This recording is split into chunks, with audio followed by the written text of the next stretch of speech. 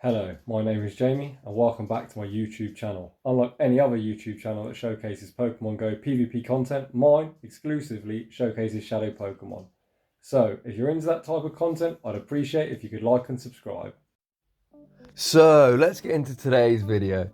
In today's video, I am going to be explaining how to successfully utilize an ABB team. I get a lot of questions, what is an ABB team and how do you make them work?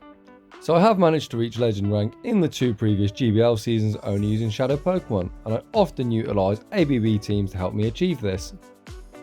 So the A is one type, the 2 Bs in the back are 2 Pokemon of the same type that share a same weakness. So in the first video we're going to have Hypno and 2 ice types in the back. So obviously in the remix meta, counter users are common, obviously rock types are less common, but obviously them two are things that both the back 2 Pokemon wish to avoid. So we'll always switch out of the opening matchup into one of our ice types, hoping to draw out a counter or rock type user like a Shadow Machamp for example. We can then bring back in Hypno, get rid of the threat, and our second ice type can often sweep in the back. We're also going to have a grass hole video in the back just because it's really easy to explain ABB in that format. So without any further ado, let's get into the battles. So in game 1, we pick up a lead against a Mancargo. This is a rock type but it is using a fire type quick move. So I do stay in, I build up some energy. I want the Mancargo to dump some energy. This will most likely be a rock blast, which I'm not going to shield. I now switch into Lapras. We are hitting 4 resisted with ice shards, but we could hit the double super effective with surf. They switch out and we've drawn out the counter user. This is exactly what you want to do.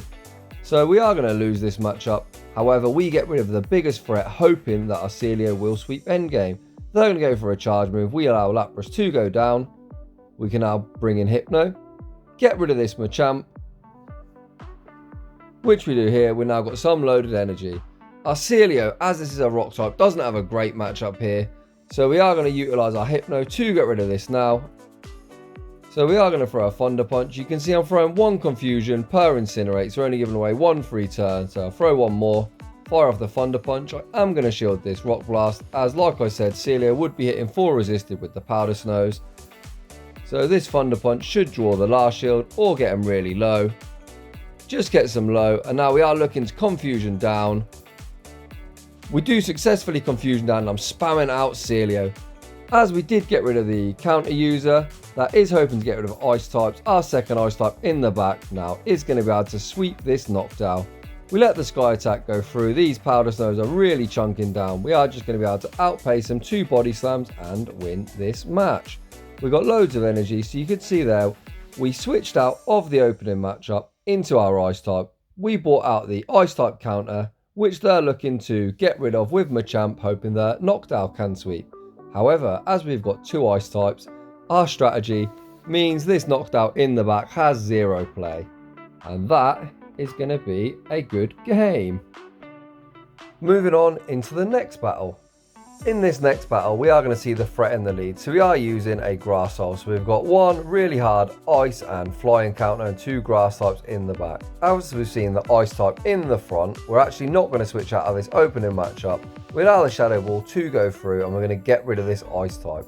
However, as soon as we get rid of the ice type, we're going to instantly swap because they could still have a flyer in the back. So we switch out into the Victory Bell, seeing if they've either got a second ice type or a flyer. The fact they stay in means they're likely weak to Razor Leaf. So I allow Victory Bell to go down. Well, it actually doesn't get KO'd. We're going to get some chip damage with this Leaf Blade. Leaf Blade is going to hit Reggie for resisted, but Shadow Vic has a really high attack stat. We do a decent amount of damage.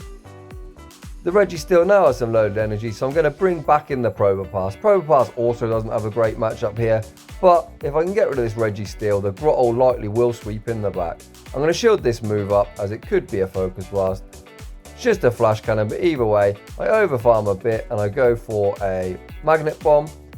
This should be enough to take out the Reggie Steel, even though it's resisted. A couple more Rock Throws, actually better for us.